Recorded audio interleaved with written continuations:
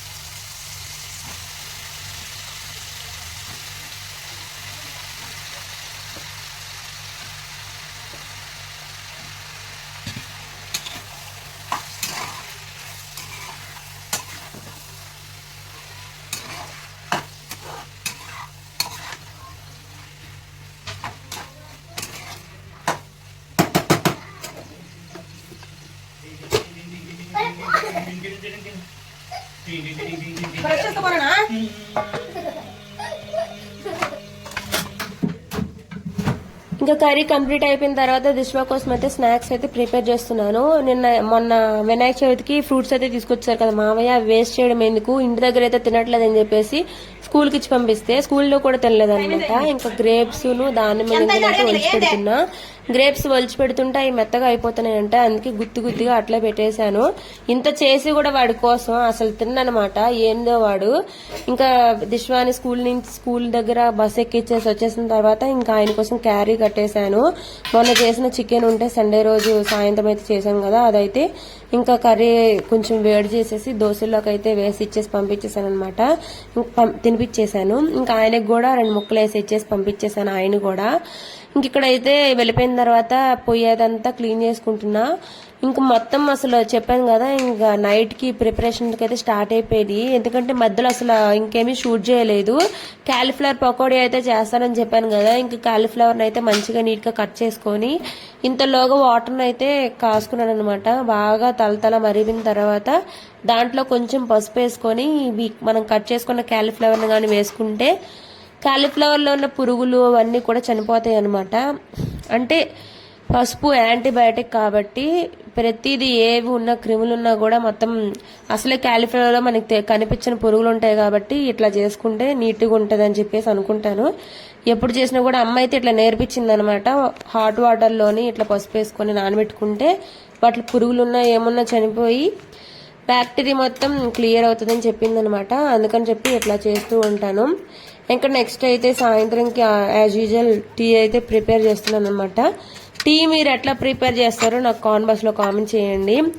మా హస్బెండ్ ఏమంటున్నారంటే పాలు కాసేసి అప్పుడు టీ పెట్టమంటున్నారు అనమాట. ఇంక అప్పటి నుంచనే కాదు, చాలా సార్లు నేను ఇట్లా కాసుకునే పెడతాను. కానీ కొంతమంది ఏంటంటే నార్మల్గా టీ పొడి బాగా కాగిన తర్వాత అప్పుడు పాలైతే పోసుకుంటారు. అదే కాడ కరెక్టే. అండ్ ఇక్కడ వచ్చేసి ఇంకా బాగా మగ్గిపోయిన తర్వాత వాటర్ని అయితే స్ట్రెయిన్ చేసుకుంటున్నాను. ఆ వాటర్ని మొత్తం ఫిల్టర్ అయిపోయిన తర్వాత ఇంకా మంచిగా కార్న్ఫ్లవర్ అది పూసుకోవచ్చు. లేదంటే మళ్ళీ తడిలో వేసామంటే కార్న్ఫ్లవర్ మొత్తం ముద్దగా అయిపోతుంది. దీంతో పాటు నేను క్యాలీఫ్లవర్ కొంచెమే ఉందని చెప్పేసి దొండకాయ కూడా కట్ చేసి పెట్టుకున్నాను.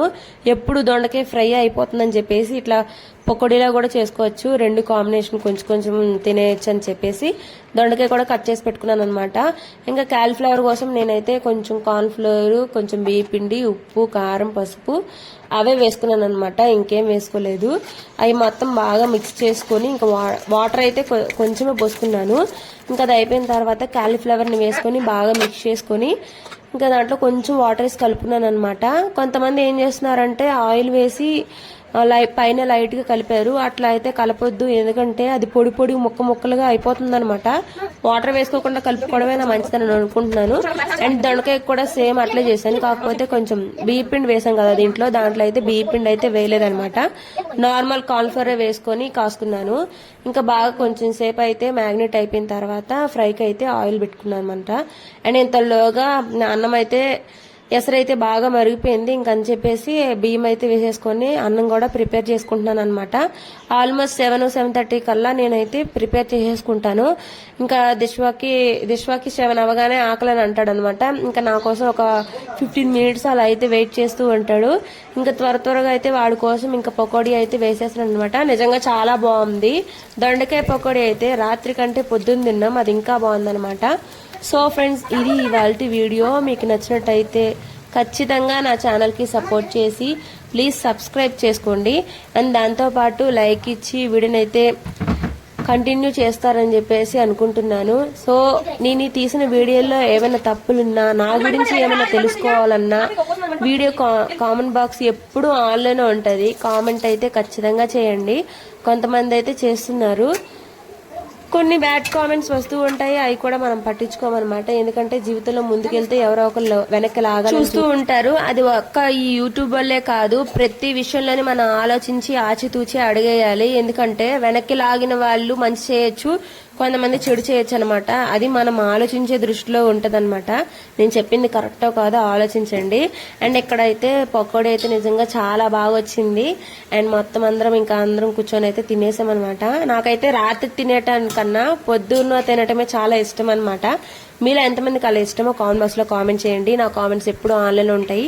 సో ఈ వీడియో కనుక నచ్చితే లైక్ చేసి, షేర్ చేసి, సబ్స్క్రైబ్ చేసుకోండి. Thanks for watching. Bye bye.